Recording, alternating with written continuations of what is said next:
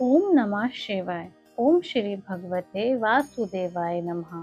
स्वागत है आपका हमारे चैनल श्री वचन में। आज हम कार्तिक महात्म्य में अध्याय 10 बताने जा रहे हैं।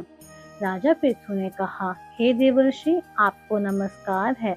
अब कृपा कर आप यह कहिए कि जिस समय भगवान शंकर ने माथे का तेज क्षीर सागर में डाल दिया, उस समय क्या हुआ?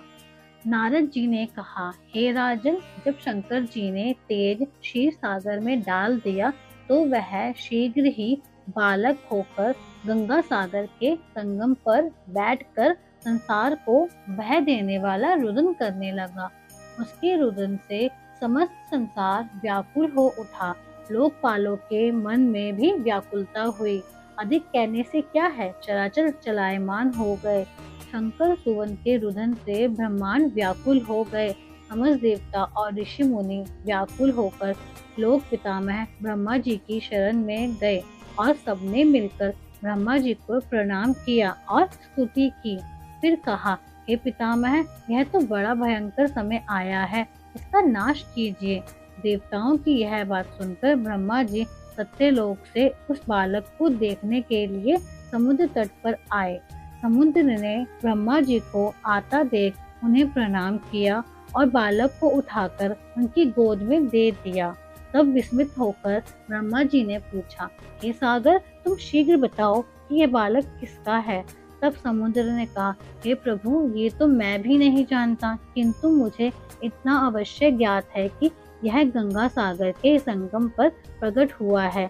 अतः आप इस बालक का जाति, कर्म आदि संस्कार कीजिए, इसका जात फल बताइए।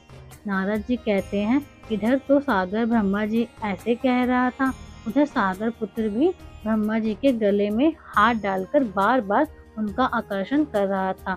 अब तो उसने ब्रह्मा जी का गला इतनी जोर से पकड़ा कि वे पीड़ित हो नेत्रों से आंसू डालने लगे। इसी प्रकार उन्होंने अपने दोनों हाथ से जोर लगाकर गला छुड़ाया और सागर से कहा, सुनो, मैं तुम्हारे पुत्र का जातक फल कहता हूँ।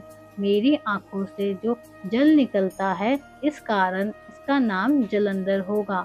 यह पैदा होने के साथ ही तरुण हो गया था, इससे यह सब शास्त्रों का परिणाम महाप्रकर्मी, महावीर जवान और रण दुर्गम तथा सभी दैत्यों का प्रांगत और भगवान विष्णु को जीतने वाला होगा।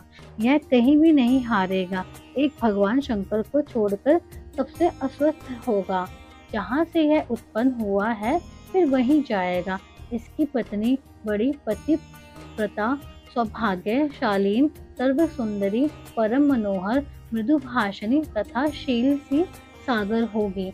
नारद जी ने कहा, हे राजन, सागर से यह कहकर ब्रह्मा जी ने शुक्राचार्य को बुलाकर बालक का राज्याभिषेक कराया। फिर अंतर ध्यान हो गए। अब तो उस बालक को देख सागर बहुत प्रसन्न हुआ। इतने ही उपाय से उसकी पालना करके बड़ा किया। फिर कालनेम नामक असुर को बुलाकर उसकी वृंदा नाम की पुत्री से उसका विवाह करा दिया। अब शुक्राचार्य के प्रभाव से वह दैत्यों का राज्य करने लग गया। धन्यवाद। अगर आपको हमारी वीडियो पसंद आई हो तो लाइक करें, शेयर करें और सब्सक्राइब करें हमारे चैनल श्री वचन को।